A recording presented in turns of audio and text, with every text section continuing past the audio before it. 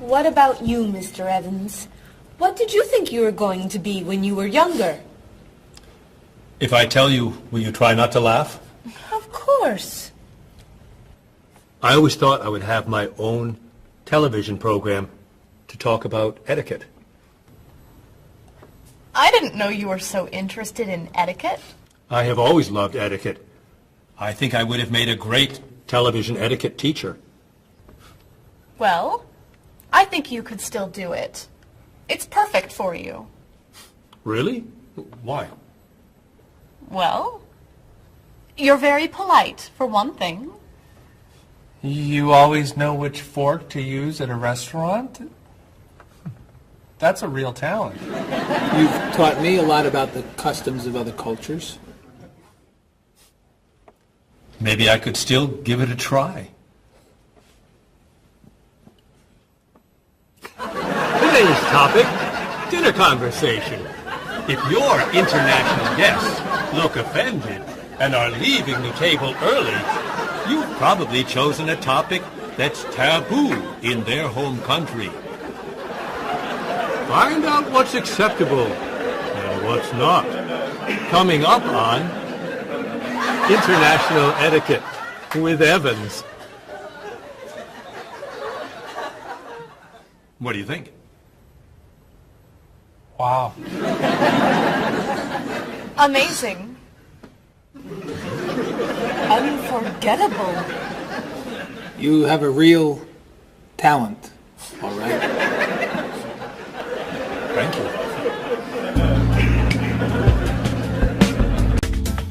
I don't know. I didn't know that planning a wedding would be so hard. Marie, could you give us your opinion on a few things? I'd love to. First, how many people should we invite? Bob wants a small wedding. 20 guests would be nice. I want a large wedding. About 300 people. 300. Yesterday you said 200. I have a lot of relatives who want to come. Then there's the location. I always thought I'd get married in a park or at the beach. That's so romantic. I would like to get married indoors, where I won't get wet if it's raining. That makes sense. I prefer traditional music in the ceremony. Contemporary music. I'd like a long ceremony and a short reception. I want a short ceremony and a huge celebration afterwards. I want a white cake. And I want... A chocolate cake. I know. How are we ever going to agree on this? Don't hurt yourself. Here's an idea that might work. Plan a wedding that's big enough to include all of Cheryl's family, sorry Bob, in a park on Oak Street that has that building where you can go if it rains. You can have traditional music in the ceremony and contemporary music at the party. And you could have 2 cakes at the reception, 1 white and 1 chocolate. Sounds okay to me. Me too. Hey, we did it! Oh, yay! Oh, I'm so happy. Excuse me? Oh, Marie, thank you so much. You're amazing. We couldn't have done it without you.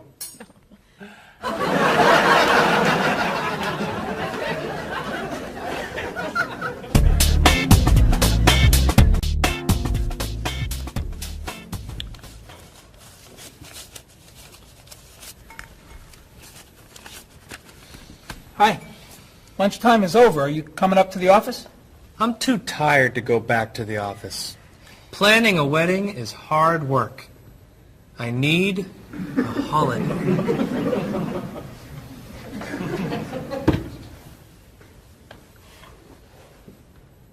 Let's make today a holiday. We'll tell Mr. Evans we can't come back to work. That's a great idea. What are we celebrating?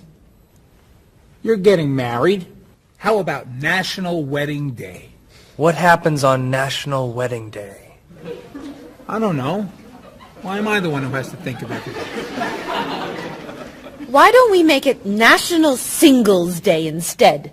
All the married people give gifts to their single friends. No. Buying gifts is hard work. I want to enjoy myself on our new holiday.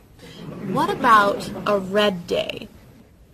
Everybody wears red clothes, and there's dancing in the street that goes on all night.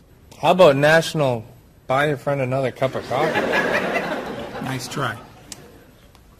How about National On Time Day?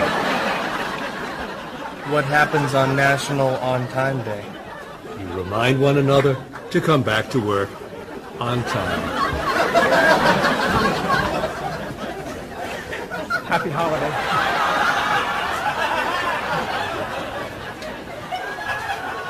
Waitress.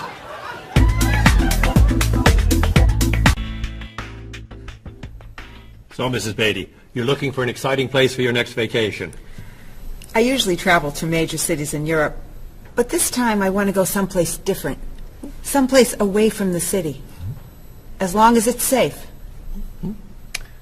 Let's see. How about California? The Big Sur area is spectacular. California has lots of earthquakes, doesn't it? Well, they have earthquakes occasionally, but not very often. But it does have earthquakes. Yes. I'm not going. Okay. How about someplace in Asia? A beach in Thailand? Koh Chang has beautiful beaches, and it's very quiet there. A quiet beach sounds nice. But they said on the news there's a monsoon in Thailand. But the monsoon will be over by the time you go. What else can you recommend? Australia. The Australian outback is amazing. I've heard they have tornadoes in Australia. Some parts. Where else? Jamaica? Hurricanes.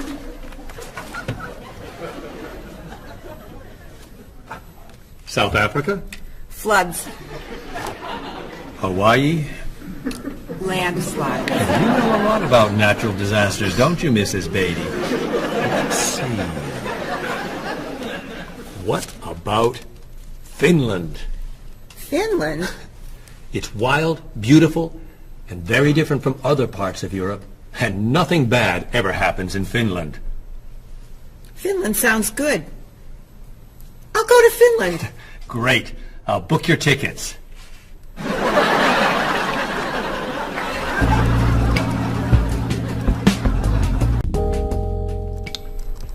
Okay, I just booked your tickets to Helsinki, Finland. You'll be staying at the Palace Hotel. That's great. Excuse me, Mr. Evans. Yes, Marie. Mr. Woods is on the phone. He told me to tell you it's urgent. Urgent? He's traveling, you know. Yes. He said there's some kind of epidemic. What kind of epidemic? It sounds like it's that new influenza. But he was vaccinated for that before he left. I know, but he told me to tell you that he wants to fly home today. On the internet, it says only 3 people are sick. That is not an epidemic. And it's not like anybody's dying from this flu. He said he didn't want to be the first. Where is he traveling, may I ask? He's in Finland. Finland? I just booked tickets to Finland. Mrs. Beatty, everything will be fine. You'll get vaccinated, and you'll have nothing to worry about. I'm not going to Finland. You told me nothing bad ever happens in Finland. Mrs. Beatty, I can't think of anywhere in the world you can go and be completely safe. Right here in this city, you could go outside and get hit by a bus. But you can't let that stop you from doing the things you want to do. Look, why don't we go to lunch, and we'll talk it over. I don't think she's going anywhere.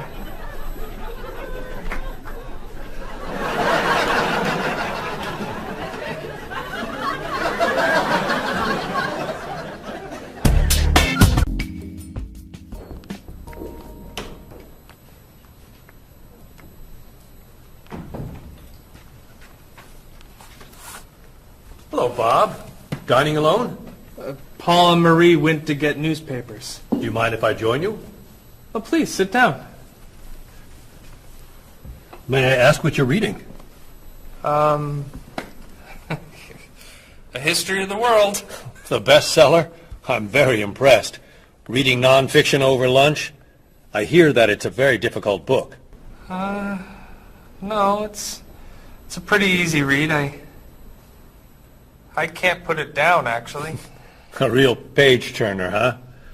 Do you think I could borrow it when you're done? Sure.